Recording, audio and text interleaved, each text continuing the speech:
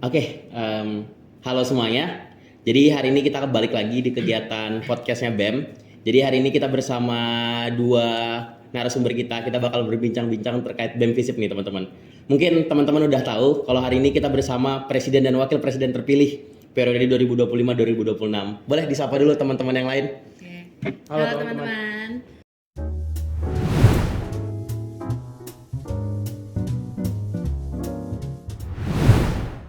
Jadi mulai dari saya dulu kali ya. Iya, sebelumnya perkenalkan lagi teman-teman Mahasiswa Visip.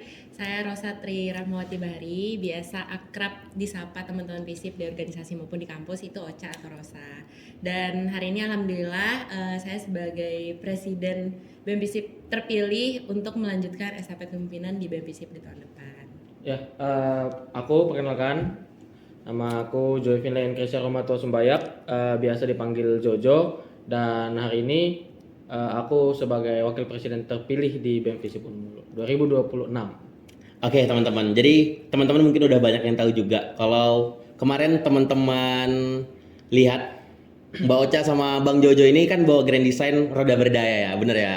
Oke, nah mungkin boleh diceritakan dulu apakah roda berdaya ini akan menjadi keberlanjutan atau bagaimana itu kira-kira? Oke, dari saya juga lihat ya. Oke, boleh. Kalau dari saya sendiri sebenarnya nama roda berdaya ini adalah satu konsep yang coba kita bawakan pada masa Pemira kemarin. Cuman tidak secara langsung bahwa nama roda berdaya ini akan menjadi nama kabinet nantinya. Terkhusus ini menjadi nama tim pemenangan kami pada masa pemilihan umum raya kemarin gitu sih. Oke, berarti memang roda berdaya ini bukan nama kabinet ya berarti ya? Iya. Oke. Nanti kita launching kok Januari. Oke, siap. Terus kalau untuk visi dan misinya tetap sama tapi ya? Visi misi tetap Oke. sama. Berarti kalau boleh saya ungkit salah satu visi dan misi berarti tentang bagaimana hari ini Visip menjadi ruang inklusif ya, benar? Iya. Oke, kalau boleh tahu nih, boleh disampaikan ke teman-teman Visip, apa sih kalau dari Mbak Ocha sama Bang Jojo ini ruang inklusif yang pengen seperti apa yang pengen dibangun? Ya, mungkin ruang inklusif yang ingin kami bangun pertama pastinya seperti yang sudah sering kami sampaikan bahwa inklusif yang kami maksud itu bukan lagi tentang perihal gender, tapi ruang inklusif yang ingin kami bawakan adalah di mana BEM Visip ini bisa mewadahi teman-teman mahasiswa Visip terutama, dan juga BEM Visip ini bisa dirasakan oleh teman-teman mahasiswa dan bisa dimiliki oleh seluruh mahasiswa Visip Unmul gitu. Jadi ibaratnya BEM Visip ini akan selalu membersamai teman-teman mahasiswa, selalu terbuka untuk teman-teman mahasiswa. Itu inklusif yang ingin kami bawakan sebenarnya untuk BEM Visip Unmul. Oke, berarti memang terbuka gitu ya?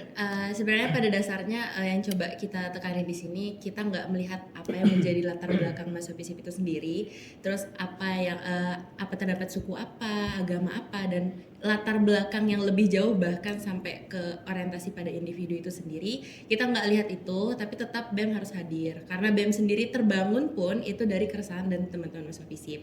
Jadi pada akhirnya BEM ini adalah representatif dari teman-teman mahasiswa Visip itu sendiri. Oke, berarti kalau boleh saya sedikit simpulkan berarti hari ini BEM pengen coba jadi ruang yang bisa dimiliki dan dirasakan oleh seluruh mahasiswa Visip ya? Oke, iya. Oke, nah kalau gitu gimana sih dari pandangan gambaran ini dari Mbak Ocha sama Bang Jojo nih selama periode ini apa step by stepnya supaya bisa sampai ke ruang inklusif, karena apakah positif bisa optimis setahun itu bisa menjadi ruang inklusif bagi BEM itu sendiri? Oke. Kalau dari saya sendiri di visi juga menekankan coba menciptakan ruang inklusif itu di Visip. Berarti kita coba ciptakan, dan ini kan juga tertuang dalam satu bentuk program kerja unggulan yang sudah kita rancang kemarin, sekitar 7 program kerja unggulan yang itu nantinya akan terutama melibatkan partisipasi teman-teman mahasiswa Visip. Dan di tiap-tiap kementerian pun kita udah coba taruh satu proker unggulan yang pada akhirnya itu coba kita kalkulasikan itu melibatkan teman-teman mahasiswa Visip dan hadir di tengah teman-teman mahasiswa Visip. Oke, mungkin saya juga mau nanya nih. Berarti kan hari ini teman-teman itu diberdayakan lah bahasanya. Yes. Berarti memang dilibatkan keseluruhannya. Nah, kalau dari caranya Mbak Ocha sama Bang Jojo ini kan berarti memang pengen melibatkan semuanya. Bisa nggak? Apa atau ada ini nggak cara buat melibatkan teman-teman yang hari ini belum tertarik buat berlembaga? Kira-kira bagaimana cara teman-teman merangkulnya gitu? Oke. Mungkin kalau dari kami pastinya untuk teman-teman yang nggak berlembaga juga kami harus bisa gimana caranya untuk teman-teman yang nggak berlembaga ini bisa ibaratnya kami sentuh, karena di sebagian program kerja kami juga bakal melibatkan teman-teman yang tidak berlembaga. Contohnya seperti kita akan buat forum terkait aspirasi-aspirasi yang bakal disampaikan oleh teman-teman yang tidak berlembaga maupun berlembaga, seperti itu. Itu salah satu bentuk dari kami bahwa kami tidak memandang seperti yang disampaikan tadi, tidak memandang siapa individunya, tapi kami memandang mereka bahwa mahasiswa FISIP. Jadi kami harus membersamai bagaimanapun situasinya yang terjadi. Oke, mungkin sedikit. Saya boleh ini nggak nyambung dikit? Ya, nggak? boleh.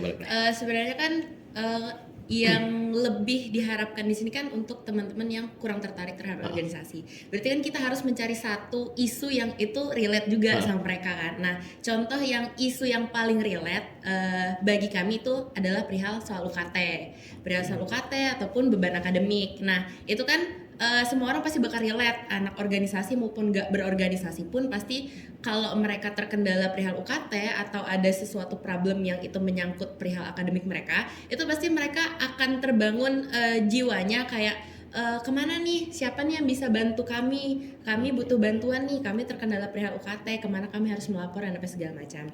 Nah, pada akhirnya BEM FISIP harus hadir di tengah keresahan teman-teman mahasiswa FISIP, terutama perihal UKT dan yang paling sering itu soal beban akademik. Apalagi hari ini teman-teman Ilkom, teman-teman psikolog itu mata kuliahnya luar biasa padat sekali kan. Nah, jadi kita kayak untuk waktu mereka berorganisasi itu sangat minim, padahal minat mereka dalam organisasi itu sangat tinggi.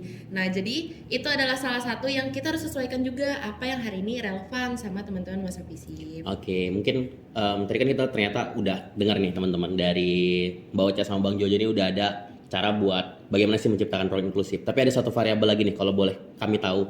Nah, seperti yang kita tahu, FISIP itu heterogen sekali, Mbak. Ada 7 prodi dan 1 prodi yang kepisah gedungnya dari Gunung Keluai ini, teman-teman dari PIN. Nah, mungkin saya ingin bertanya terkait, tadi kan non lembaga, kita pengen bertanya ke teman-teman yang sebenarnya punya ketertarikan, tapi punya beberapa kepentingan-kepentingan itu. Nah, kira-kira kalau dari Mbak Ocha sama Bang Jojo, gimana sih mengakomodir kepentingan-kepentingan yang dimiliki sama setiap lembaga, setiap individu dan segala macam? Karena kalau bicara ruang inklusif, harusnya kepentingan itu bisa terakomodir dengan baik.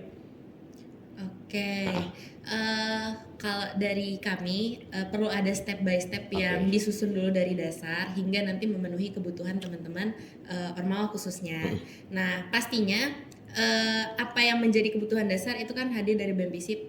Mungkin kalau langkah kecilnya kita mulai dari pelaporan melalui GIPOM dulu ya, yang gampang menyebar kan, coba kita buat satu hotline narahubung di sini untuk bisa dihubungi langsung perihal pengadvokasian dalam satu masalah. Nah, lalu kita buat dalam bentuk GIPOM, dan GIPOM itu nggak cuman terhenti pada saat pengisian GIPOM, tapi kita juga sediakan ruang untuk teman-teman bisa hadir dan menyampaikan langsung.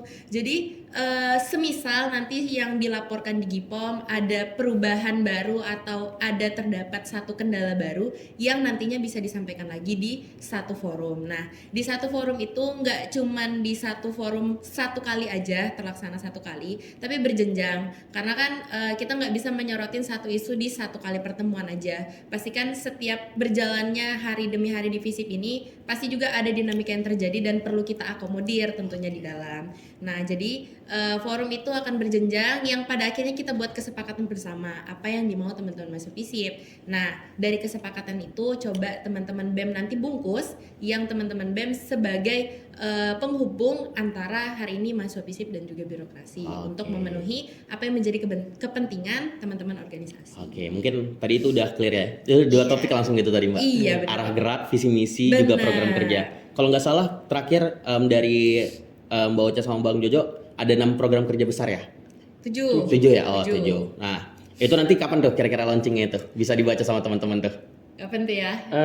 Tungguin aja. Ditungguin aja ya. Stay tune ya di GBMPC. Oke. Mungkin kita nggak bakal bicara panjang lebar terkait program kerja karena nanti pasti bakal dipublikasikan juga ya. Benar. Kita lanjut ke mungkin mau nanya nih terkait manajemen risiko buat teman-teman. Nah, kalau dari Mbak Ocha sama Bang Jojo nih, kalau melihat persoalan advokasi sekarang, bagaimana sih kira-kira caranya atau bagaimana sih kira-kira strateginya? silakan Mbak. Advokasi. Oh iya, benar. Kalau advokasi sendiri, pastinya kan kita harus observasi dulu ya apa yang menjadi satu permasalahan. Dan sebenarnya satu permasalahan kan nggak bisa langsung kita apa ya istilahnya kita suarakan gitu aja. Perlu ada pengkajian lebih lanjut dan perlu ada riset yang mendalam, data dan apa segala macam yang nantinya akan menjadi landasan kita dalam menyuarakan satu isu.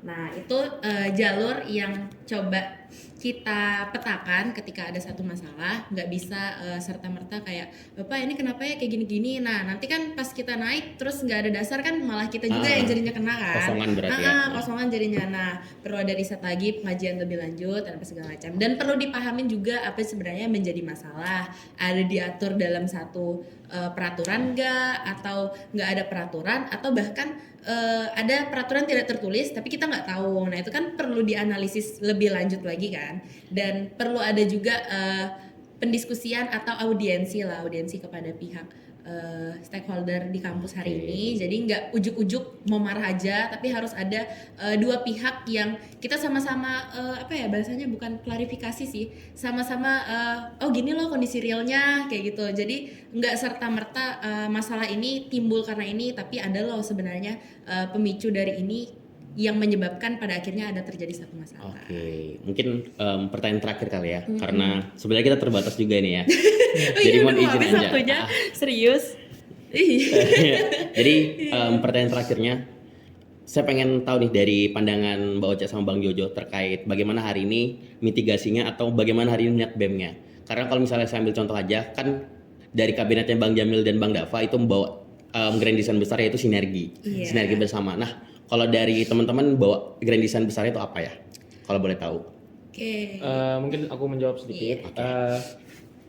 Untuk grand design dari BEM Visip itu sendiri ke depannya pastinya kami melihat juga dari bagaimana BEM Visip pada periode sekarang ini, periode 2025, dan kami mengambil poin-poin atau hal-hal yang bisa kami anggap bisa kami rubah seperti itu. Contohnya misalkan kami salah satunya membawa profesionalitas, di mana profesionalitas yang kami bawa ini kami mulai dulu dari tubuh BEM Visip itu sendiri. Jadi misalkan ketika ada teman-teman menteri, teman-teman segmen atau teman-teman staff itu tidak profesionalitas, itu yang bisa kami ubah seperti itu. Dan sedikit lagi tambahan juga, salah satu grand design yang ingin kami bawakan juga komunikasi yang tepat. Jadi kami berusaha untuk BEM Visip tetap berkomunikasi dengan baik, terutama ke teman-teman lembaga, teman-teman UKM, teman-teman Hima. Bahkan kami akan berusaha untuk tetap berkomunikasi dengan baik ke teman-teman mahasiswa Visip yang tidak berlembaga juga. Nah, itu kan tadi grand design-nya. Grand design itu pasti berangkat dari keresahan atatu tantangan lah kita bisa bilang. Nah berarti akan launching sama nama kabinet nantinya pasti. Oke. Berarti memang hari ini dari pembacaan Mbak Ocha sama Bang Jojo, salah dua isu yang harus dibawakan dan terus menjadi urgensi adalah pertama profesionalitas dan yang kedua komunikasi berarti ya. Iya. Oke. Ada yang mau ditambahkan Mbak Ocha? Sebenarnya itu kan dua variabel dari banyaknya hari ini kita dinamika di Visip kan. Dan pastinya untuk permasalahan-permasalahan yang lain akan tetap kami bawakan di tahun depan. Jadi kita nggak cuma berfokus pada hari ini profesionalitas atau komunikasi, atau bahkan hanya sebatas di ruang inklusif. Tapi lebih dari itu, permasalahan apa yang hari ini kita kan sama-sama berangkat dari satu rumah yang sama, dari badan eksekutif, pastinya sama-sama merasakan bagaimana dinamikanya di badan eksekutif. Jadi apa yang menjadi PR di 1 tahun kepengurusan ini pastinya akan diperbaiki di kepengurusan ke depan. Itu harapan besarnya. Oke. Berarti teman-teman bisa dengar sendiri tadi bagaimana kemudian BEM Visip harapannya akan dibawa berlabuh ke arah mana ya berarti ya Mbak. Oke. Nah, mungkin karena tadi udah pertanyaan terakhir sebelum kita tutup sesi pada hari ini, ada nggak sedikit closing statement atau harapan yang pengen disampaikan ke teman-teman Visip? Mungkin sedikit dari aku.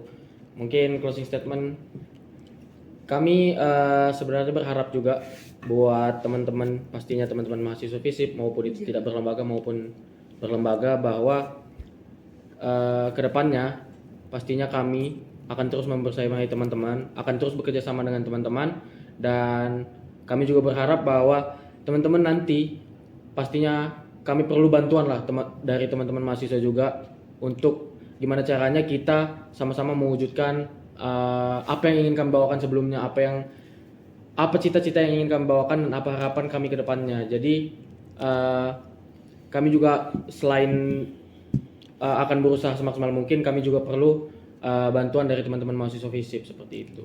Oke, closing statement dari saya. Sebelum saya closing statement, harapan besar saya adalah saya mau teman-teman mahasiswa FISIP ini berdaya.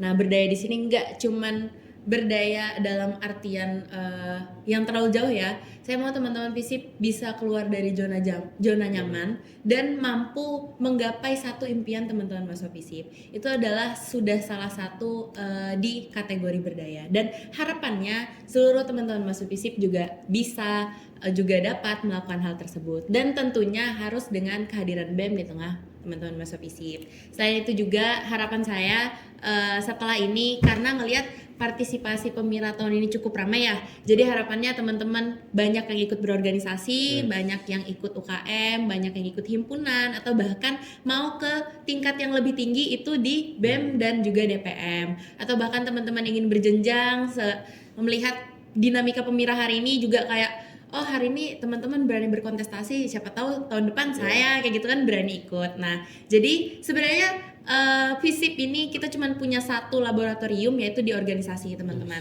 Hanya satu, itu di organisasi, dan implementasinya bisa teman-teman lakukan di organisasi. Jadi besar harapan kami, harapan saya dan Jojo untuk bisa teman-teman berpartisipasi lebih banyak lagi dalam berorganisasi. Apapun yang terjadi itu adalah proses yang membuat teman-teman tumbuh untuk bisa nantinya berdaya. Cukup dari Oke, saya. terima kasih. Mungkin sedikit juga ya. Boleh nggak saya Oke. closing statement juga nih? Iya, Boleh. boleh. Oke, mau menyimpulkan kali ya. Oke.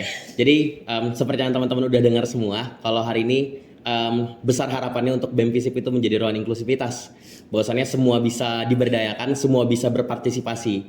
Nah, jadi siapapun teman-teman FISIP yang hari ini nonton podcast ini, berarti nggak apa-apa nih di chat press wapresnya nih. Oh nggak apa-apa. Nggak apa-apa ya, nggak apa-apa, terbuka aja kan? Iya. Berarti Di kalau mau Instagram saya DM aja. Oh, siap. Mau ngajak diskusi juga boleh aja berarti ya. Oke. Boleh. Berarti besar harapannya hari ini mahasiswa FISIP itu nggak cuma jadi cangkir menganga, tapi kita bisa nantikan, kita bisa rasakan apa yang pengen dibawa sama Betul.